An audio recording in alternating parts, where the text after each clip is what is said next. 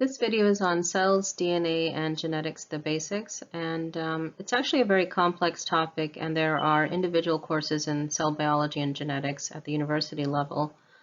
But we just wanted to get some common vocabulary so that you can then go on to understand the building blocks of life and basically what all organisms are made of, and then also relate that to diseases that can occur. Okay, so I had this slide in my previous lecture on the reproductive system, but this fits into this topic as well. So we'll start with the single cell. So you have an egg which has 23 chromosomes, and then you have the sperm which also has 23 chromosomes. The egg is the female DNA and the sperm carries the male DNA. So once the sperm fertilizes the egg, you have now a fertilized egg which contains all of the chromosomes, 46 chromosomes. And all the cells of your body develop from this one fertilized egg, which is a single cell at this point.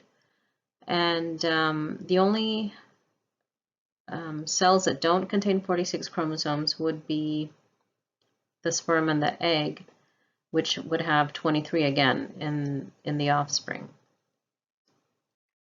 So once the egg is fertilized, that cell goes on to divide into many, many cells. And within this ball of cells, there's stem cells. And these cells are very powerful cells because they can go on to differentiate into all these different cell types that you see here, including many others. For example, a cardiac cell, fat cells, red blood cells, epithelial cells, and neurons. So once the stem cell differentiates into a certain type of cell, for example, the epithelial cell, it can no longer become any other cell type. It'll be an epithelial cell for the rest of its life. And these cells can go on to divide only into other epithelial cells. They cannot change into any other cell type. So for example, epithelial cells are in your skin, which we are constantly shedding. So these continue to divide throughout our lifetime to replace the dead skin cells. And some cells, like for example neurons, although they grow during the development of the fetus and baby and up to 2 years of age, later on you actually don't create any new neurons. This is what you have for life. And this is one of the few cells that don't actually divide again into additional neuron cells. And also these cells, once there are many of a certain type, for example, the epithelial cell, then it'll go on to form a tissue. So which, like for example, can be skin. If it's a cardiac cell, you have cardiac tissue, and that combined with other cell types then go on to form an organ, which is the heart. So you go from cells to tissue to organ and then organ systems, which we'll talk about again later.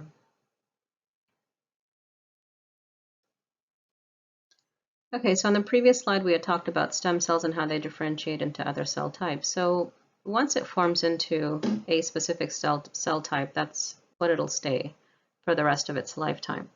So in general, a cell has some of these basic components, regardless of what cell type it is. There's a few exceptions, of course, like a red blood cell does not actually contain a nucleus. But in general, a cell will have a nucleus, and within the nucleus, it houses the DNA. And we'll go on to talk in detail about the DNA, its structure and function. But in general, the DNA carries all the genes, and those genes code for proteins. So the whole purpose of the DNA really is to direct production of proteins. And then those proteins will go on to create an organism and also support its function. So around the nucleus is the smooth and rough endoplasmic reticulum, and this is where the proteins are produced, specifically on the ribosomal units. And then they'll go to the Golgi apparatus where they're further processed and then packaged and then will be sent to where they are needed. And then another important organelle is the mitochondria, which we get all our mitochondria from the mother. because within the egg, those have the maternal mitochondria, and those are the ones that are passed on to all the cells further down. And so this is the powerhouse of the cell, and it produces what's called ATP, and that's the energy unit that is used by a cell. And there are other organelles like a lysosome, which contain digestive type enzymes. And then within this is this liquidy substance called a cytoplasm, where everything floats within that. And so that's all I wanted to talk about, just to have a basic idea of what is a cell. And the cell is surrounded by this cell membrane. In plants, it'll have a cell wall, but in animals, it has a cell membrane, and this membrane contains a lot of proteins that can help with transport of things in and out of the cell. Some things can pass through by passive diffusion. And so this topic in itself, again, is quite complex, but we just wanted to go through a basic background, and this is what is the basic unit of a living organism.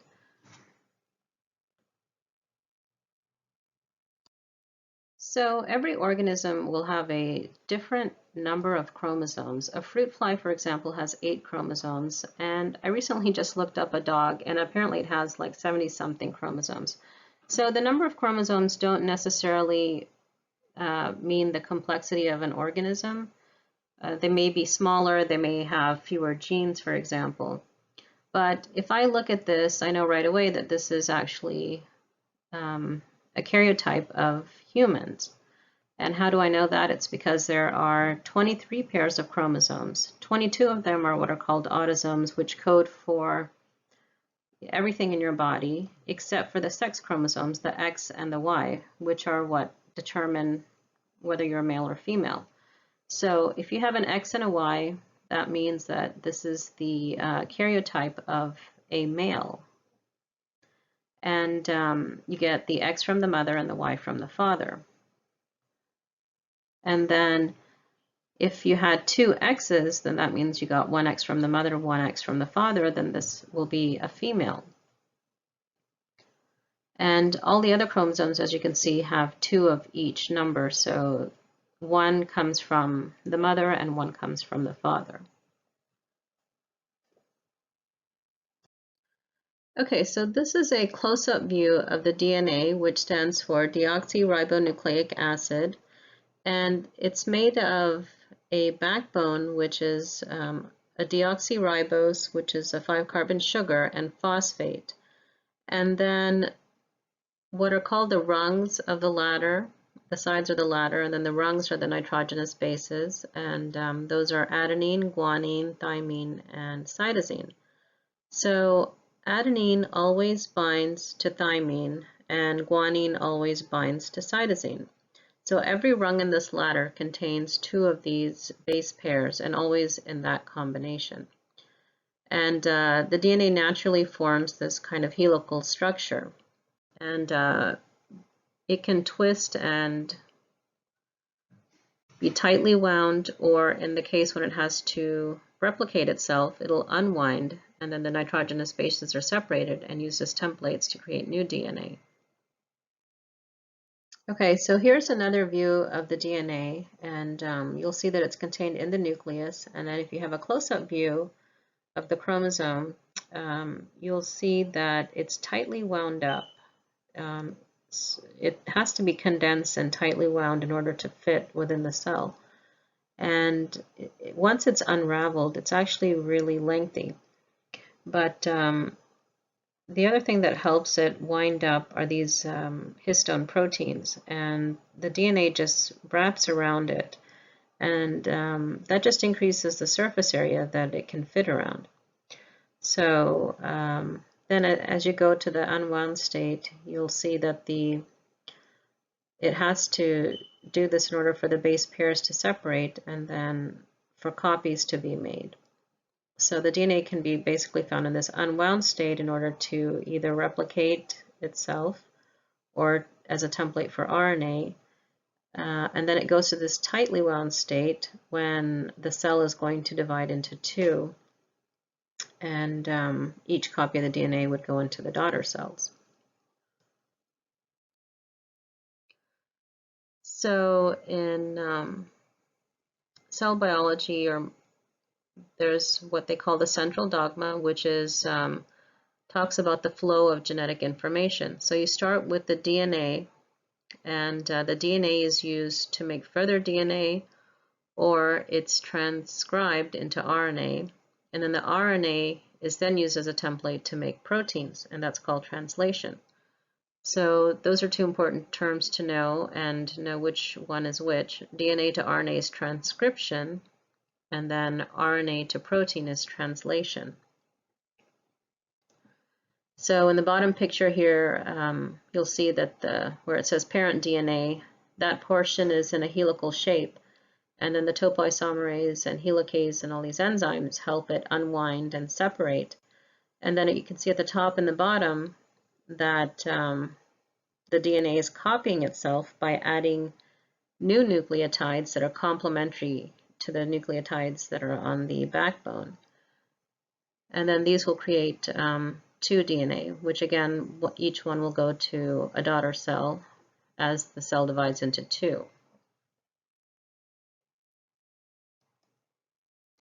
Okay, so this is a complex slide that is a really big topic, but it talks about everything that's going on. From the nucleus, you have the DNA that's unwound, and it forms the messenger RNA, as previously discussed. Once the messenger RNA is formed, it exits the nucleus, and it's going to go into the cytoplasm. Now, there are 2 other types of RNA. One is this ribosome is composed also of RNA, and it acts like a factory to create proteins. So the messenger RNA will sit in the ribosome, and then you have a bottom subunit and the top subunit. And the messenger RNA, how it's read is every 3 base pairs or nucleic acids is called a codon. So that codon, based on what the 3 base pairs are, it may be like adenine, guanine, cytosine, for example, and that would represent a specific amino acid. So every 3 of these base pairs codes for an amino acid. So the transfer RNAs, you'll see, have a complementary set of base pairs. Those are the anticodons. And each one has this green round thing is actually an amino acid. So proteins are composed of amino acids. So just like DNA and RNA have their building blocks are the nucleic acids, proteins' building blocks are amino acids. So each transfer RNA will come in and bind to the complementary portion of the messenger RNA, and with it, it's bringing in the amino acid. So in sequence, they will create this growing protein chain, which are all these round green balls. So once the whole messenger RNA is translated with this transfer RNA, it'll have this long protein chain of amino acids, and that will create the protein.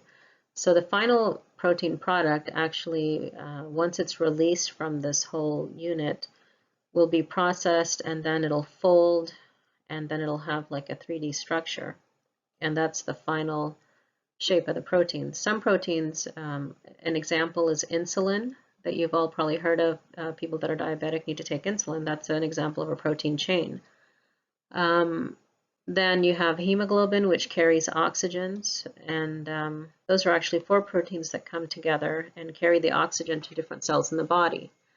And then you have a lot of structural proteins. There are proteins in the cell membranes that help transport things in and out.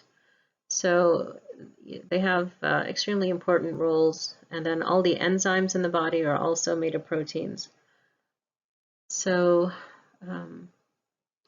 so this whole, flow of genetic information is crucial to creating any particular organism. So it goes from DNA to messenger RNA to the protein. Okay, and the last thing we wanted to cover is cell division in this video. And the cell, which has the 46 chromosomes, spends the majority of its time in interphase. Now, this is not the rapidly dividing cell that's, in a fetus that's developing into a baby. These are afterwards, once they've differentiated into whatever cell they're going to be. But so interphase is kind of the resting period, and when it's ready to divide, it's going to go into prophase. And in this stage, the nuclear membrane will start to disappear, and then the chromosomes will go from this kind of loose form that's in interphase into the condensed form. And then once the nuclear envelope is gone in metaphase, you'll have these, the chromosomes will line up at the center, and then you'll have spindle fibers that run to each of the chromosomes. And it's basically like a rope that's going to be used to pull apart the DNA copy of itself. So during anaphase, the chromosomes are separated. So each side of the cell now has a complete set of chromosomes. And then when you get to telophase, the nucleus starts appearing, and then in the center, the cell will start pinching off so that you get two cells formed. And then, finally you'll have two daughter cells, which started from an original cell that divided into two. And again, during that phase, the DNA copied itself, and then the nuclear envelope disintegrated. They line up at the center. Then they're pulled apart to opposite sides of the cell, and then the nuclear envelope is formed again, and then it's divided into two. So this is the process of cell division.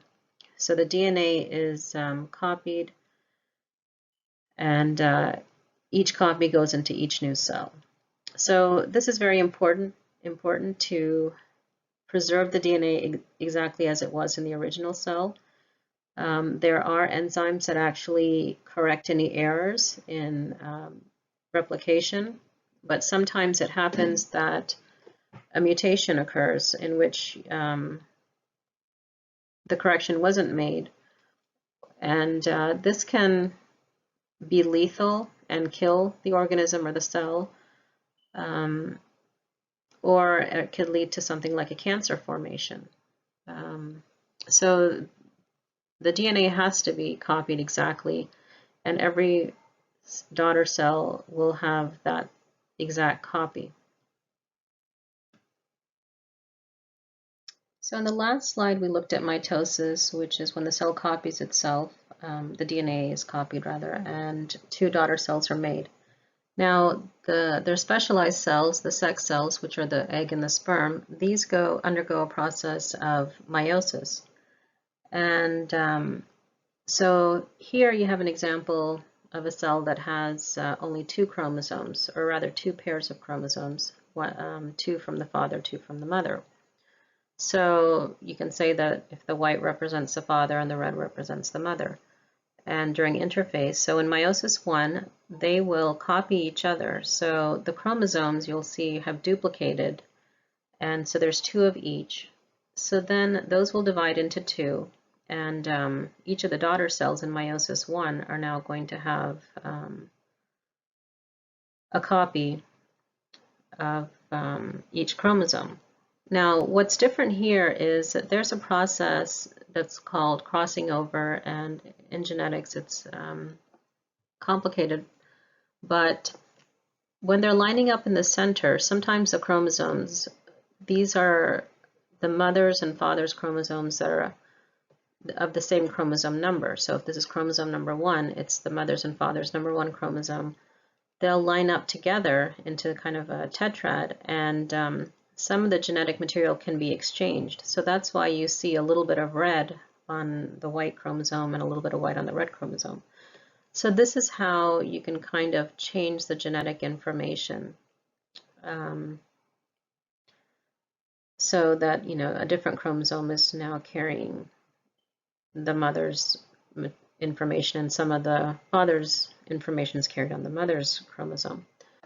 So now these cells will then simply again line up at the center and again get split in half, and then in the last part, the daughter nuclei, you'll see that because of the recombination process, you don't have exact copies of what you started off with, but you have 2 chromosomes in each of the daughter nuclei, and they're slightly different, or they have slightly different genetic material because of the crossing over. And so this is why when a person has a baby, no 2 babies are going to be the same, because every time you go through this meiosis 1 and 2, you'll have a different combination of genetic material. So those variations are kind of what gives each individual their particular characteristics. So all those, siblings are they may look similar, they may look like the mother, they may look like the father. There's always going to be some combination and some variations. And especially when there's, things like crossing over, then each particular chromatid is going to have different genetic materials. So that gives some variation. And this is also kind of what leads to populations changing over time. If something like this happens, or a mutation, and it confers a benefit, maybe that this change allowed the person to be taller or stronger, that would make them more likely to survive. And this conferred an advantage, and so more of those chromosomes are passed on to future generations. So evolution takes a long time, but that's what evolution is when you have these changes in the genetic material that confer an advantage to survival, and then you'll see it appear more in the population, and you'll have different characteristics.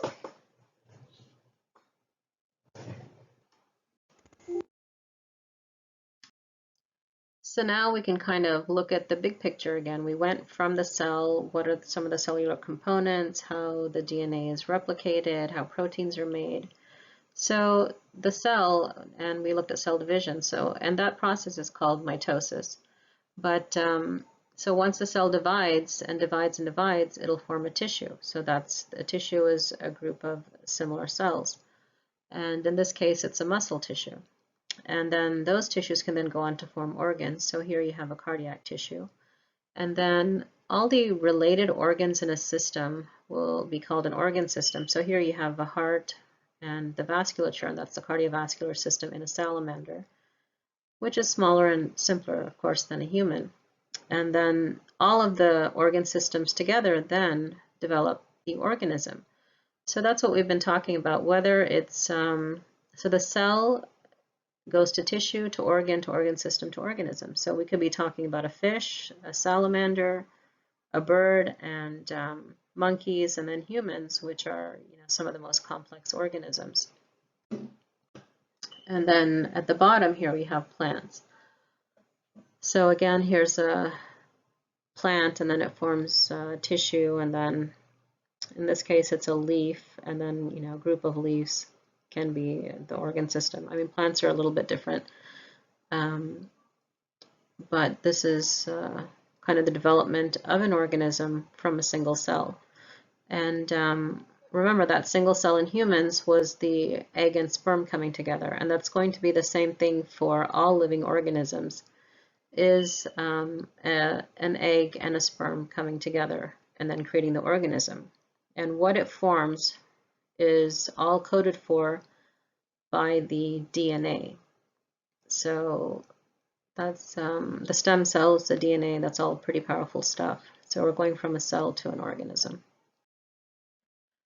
So here's a little close-up of the gastrointestinal system in humans. So you have atoms, which create molecules, and then all these molecules create the cell, then multiple cells create a tissue, then the tissue creates an organ, and then all the organs that work towards a particular function in that organism create an organ system. So here's the digestive system, And it consists of, well, really it starts from the mouth and tongue, and then you have the esophagus, stomach, small intestine, large intestine, and rectum, and then you also have, that play a role is the liver, the gallbladder, and the pancreas. So here's an example of one organ system, and then another video we'll go over kind of all the organ systems in the human body. Okay, well, that was a lot of material compressed into 25 minutes. I wanted to keep my videos to 10 minutes so it would be easy for people to watch. If you think this should be divided into 2 videos, let me know in the comments. And on a last note, here's a picture of a virus, a bacteria, and a cell, and it gives the relative sizes here. So you're going from a really simple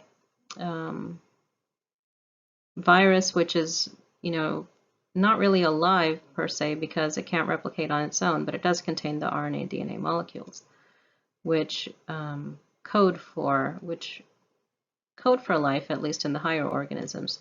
So, it's thought that evolutionarily this is how they develop, from virus to bacteria to other cellular organisms.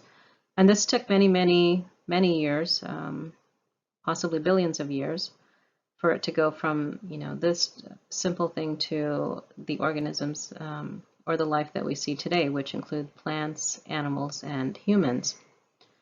And I think this is a really interesting topic. There are a lot of details, but at least with the basics, you can kind of appreciate some of what's happening. But I think that's a lot of the time they say life is a miracle, because despite knowing all this, it's really hard to fathom how everything works together. So I'll leave you with that, and then stay tuned for more.